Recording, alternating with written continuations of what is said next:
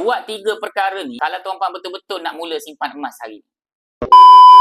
Okay, kalau tuan-puan nak tahu macam mana caranya, kena tengok video ni sampai habis. Jangan lupa save supaya video ni tak hilang. Yang pertama sekali tuan-puan, nak mula menyimpan emas kena buat kajian ringkas.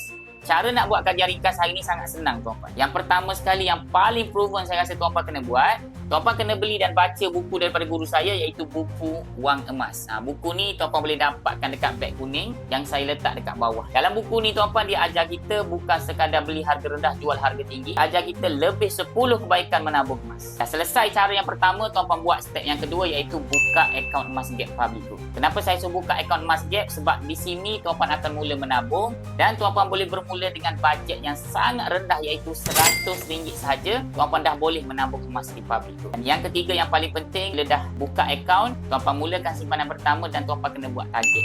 Contohnya tahun 2025 ni cuba target 1 gram 1 bulan. At least lah tahun 2025 berakhir tuan-puan ada 12 gram emas yang harga dia lebih daripada RM4,000. Jadi untuk tuan-puan yang tengok video ni, semoga bermanfaat. Nak lebih banyak ilmu emas dan kewangan, teruskan follow saya.